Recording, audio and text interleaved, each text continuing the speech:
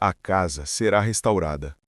Não deve ser mais novidade para ninguém que o mundo em que vivemos está dando todos os sinais que o fim chegou, e que é só uma questão de tempo, pois tudo o que está escrito se cumpre diariamente diante dos nossos olhos. Sabendo disso, vemos que muitos ainda não sabem sobre a primeira e segunda ressurreição e no que isso vai impactar vidas? Então vamos entender sobre agora.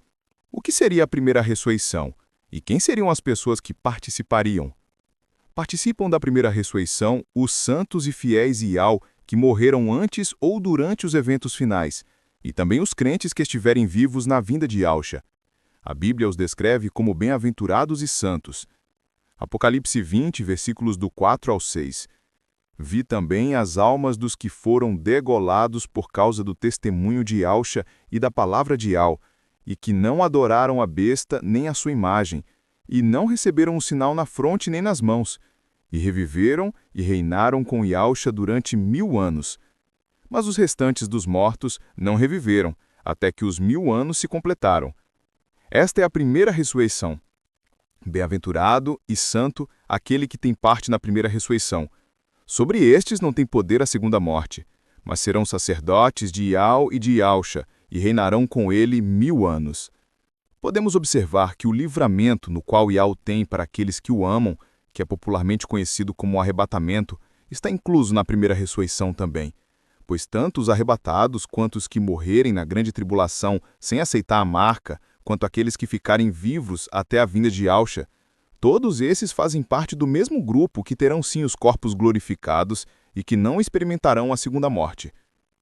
Agora vamos ver mais 2 passagens para vermos a ordem de como será. 1 Tessalonicenses 4, versículos do 16 ao 17. Porque o mesmo Yahshua descerá do céu com alarido, e com voz de arcanjo, e com a trombeta de Ial, e os mortos em Yahshua ressuscitarão primeiro. Depois nós, os que ficarmos vivos, seremos arrebatados juntamente com eles nas nuvens, a encontrar o Mestre nos ares, e assim estaremos sempre com o Mestre. 1 Coríntios 15, versículos do 20 ao 23. Mas agora Yahshua ressuscitou dos mortos, e foi feito as primícias dos que dormem. Mas cada um por sua ordem, Yahshua as primícias, depois os que são de Yahshua na sua vinda. Vale lembrar aos irmãos que justos e santos não têm dúvidas no coração, ou seja, não vivem oscilando. Então, se você tem vivido assim, busque ao Pai o quanto antes, e pedindo forças para que Ele lhe ajude a tirar isso, pois você indo ou ficando no arrebatamento, terá que ser fiel, e se preciso for, morrer pelo Evangelho. Então não tenha medo, pois se um soldado do anti-Messias vier te ameaçar querendo matar você, então não tenha medo. Apenas olhe para o alto e entregue-se nas mãos de Ial, e não sentirá nenhuma dor. Será como um piscar de olhos e já estará com o Mestre Yahshua. Não retroceda, pois a morte não é o fim, principalmente para aqueles que amam a Ial. A segunda ressurreição. A ressurreição dos restantes dos mortos, os ímpios, que só ocorrerá após o milênio, para o julgamento final e a segunda morte, que é a separação eterna de Ial. Quem participa?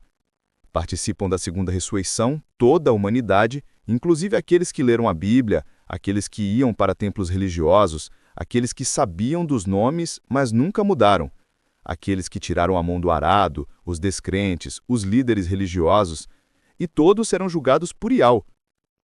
Durante o milênio, haverá pessoas fora da Cidade Santa e haverá morte? Sim, de acordo com uma interpretação profética baseada em passagens como a do livro de Isaías, haverá pessoas que morrerão durante o milênio. Essas pessoas serão aquelas que viverão na terra durante o reinado de Yahshua, mas que não participaram da primeira ressurreição, ou seja, não são os justos que reinarão com Yahshua com corpos glorificados.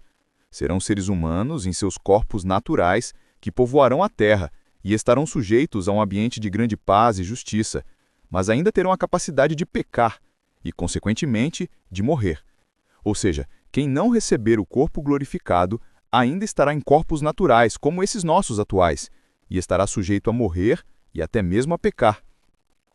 As Escrituras indicam que haverá a nova Yahushalã, a cidade santa, onde Yahshua reinará com os santos ressuscitados, que não morrerão mais. Fora dessa cidade, haverá nações e povos vivendo na terra, em um estado de justiça e paz sem precedentes na história, mas ainda na condição de mortais. A morte durante o milênio não será como é hoje, pois a longevidade será extremamente aumentada. Está escrito que morrer aos 100 anos de idade será considerado morrer ainda jovem. Isaías 65, versículo 20. Não haverá mais nela criança de poucos dias, nem velho que não cumpra os seus anos, porque o moço morrerá de 100 anos e o pecador de 100 anos será amaldiçoado. Esse versículo implica que, embora a morte ainda exista para os seres mortais que habitam a terra, fora da Cidade Santa, ela será uma exceção e um sinal de maldição ou julgamento para quem escolher pecar em um ambiente tão justo. O qual será o objetivo do milênio? O milênio vai ser um processo para restaurar o mundo e a criação, onde aqueles predestinados a reinar com Yahshua ensinarão as nações a viver corretamente e resolverão questões civis e também levarão louvores ao Pai. E tudo isso será sob a supervisão de Yahshua, no qual irá monitorar se tudo está como deve ser. O que mais sabemos sobre o milênio? No milênio, como ainda haverá morte, terá também a árvore da vida. Sim, a mesma do Éden, no qual até as folhas da árvore será para curar as nações. E isso não significa que haverá doenças físicas, mas sim cura espiritual e manutenção da vida.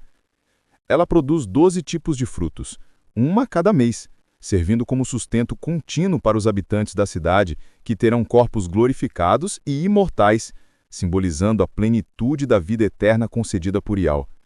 Haverá famílias, casas, filhos, casais, uma paz sem igual e um amor puro e genuíno, onde ninguém tenta ser melhor que ninguém, nem deseja fazer mal a ninguém.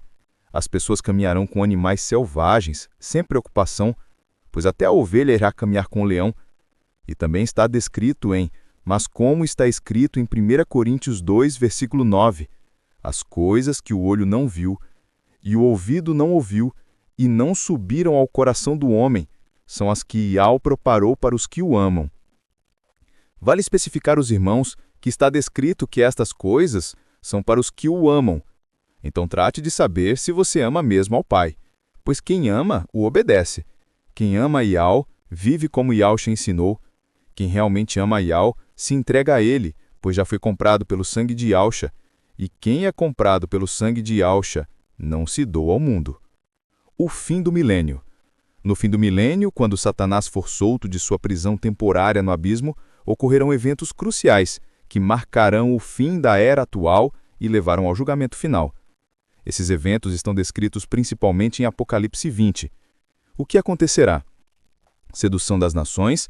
Satanás sairá para enganar as nações que ainda estarão vivendo na terra, com seus corpos naturais, aquelas que nasceram durante o milênio, mas que não tiveram seus nomes escritos no livro da vida, ou escolheram não aceitar a Yahweh, a última rebelião chamada de Gog e Magog. Ele as reunirá para a batalha, referida simbolicamente como Gog e Magog. O número de pessoas que se juntarão a essa rebelião será como a areia do mar, demonstrando que mesmo após 1000 anos de um reinado justo e pacífico de Yahshua, o coração humano ainda será capaz de escolher o mal. O cerco. Essas nações marcharão e cercarão o acampamento dos santos e a cidade amada, a nova Yahushalã, onde Yahshua e os justos ressuscitados estarão. Julgamento instantâneo. Antes que a batalha comece de fato, fogo descerá do céu e os consumirá imediatamente. Não haverá uma guerra prolongada, mas uma intervenção divina e decisiva. Destino final de Satanás. O diabo que os enganou será imediatamente lançado no lago de fogo e enxofre, onde a besta e o falso profeta já estarão. Lá ele será atormentado dia e noite, para todo sempre. A pessoa será julgada por quê? A pessoa será julgada por suas obras e por não ter aceitado a salvação oferecida por meio de Yahshua, o Messias em vida. O julgamento não é para decidir se a pessoa pode ser salva ou não. Essa decisão foi tomada durante a vida mortal, mas sim para determinar a extensão da condenação ou a sentença, que culmina na segunda morte, separação eterna de Yahweh, no lago de fogo. Agora, através de alguns versículos, vamos observar mais sobre o julgamento final. Apocalipse 20, versículos do 11 ao 15. Então vi um grande trono branco e aquele que nele estava sentado. A terra e o céu fugiram da sua presença e não se achou lugar para eles. Vi também os mortos, grandes e pequenos, de pé diante do trono, e livros foram abertos. Outro livro foi aberto, o livro da vida. Os mortos foram julgados de acordo com o que tinham feito, segundo o que estava registrado nos livros. O mar entregou os mortos que nele havia, e a morte e o Hades entregaram os mortos que nele havia, e cada um foi julgado de acordo com o que tinha feito. Então a morte e o Hades foram lançados no lago de fogo. O lago de fogo é a segunda morte. Se o nome de alguém não foi encontrado no livro da vida, ele foi lançado no lago de fogo. Agora veremos 2 Coríntios 5, versículos 10. Pois todos nós devemos comparecer diante do tribunal de Yahshua, para que cada um receba de acordo com as obras praticadas por meio do corpo, quer boas, quer mais. Devemos lembrar também de 1 Coríntios 3, dos 3 ao 15. Se alguém constrói sobre esse alicerce usando ouro, prata, pedras preciosas, madeira, feno ou palha, o dia o trará à luz, porque será revelada pelo fogo, e este provará a qualidade da obra de cada um. Se o que alguém construiu permanecer, esse receberá recompensa. Se o que alguém construiu se queimar, esse sofrerá prejuízo. Contudo, será salvo como alguém que escapa de um incêndio. Em outras palavras, quem faz as coisas para o Pai Celestial de qualquer maneira, sem compromisso, quem faz por aparência, quem faz buscando fama, e também aqueles que não fazem nada, só levam a vida normalmente, estes estão construindo com madeira, palha e feno. Então estes queimarão e perderá a recompensa. Aqueles que fazem as coisas que Yahweh manda de bom grado, amando a Ele sobre todas as coisas, amando ao próximo mais que a elas mesmas, se colocando totalmente disposto a fazer a vontade de Yahweh e levando uma vida focada a seguir os passos de Yahshua, esses sim terão galardão. Por fim, todos aqueles que pecarem contra Yahweh e que não tiverem um nome no livro da vida, estes não terão a eternidade. Pós-julgamento. Na eternidade após o julgamento, todos estarão com corpos glorificados, vivendo ao lado de Yahweh e Yahshua, com imenso amor, famílias, animais, casas e sem mais morte, dor e tristeza, pois só vai restar o amor. Espero que tenha ficado claro aos irmãos. Qualquer dúvida pode deixar nos comentários. Que a paz de Yahshua esteja sobre vocês e que vocês possam parar de brincar com coisa séria e ter compromisso com o reino dos céus, pois cada atitude sua está sendo observada, cada palavra e pensamento. Então se esforce assim como diz em 1 Coríntios 9, do 24 ao 27. Não sabem que de todos os que correm no estádio apenas um ganha o prêmio? Corram de tal modo que alcancem o prêmio. Todos os que competem nos jogos se submetem a um treinamento rigoroso para obter uma coroa que logo perece, mas nós o fazemos para ganhar uma coroa que dura para sempre.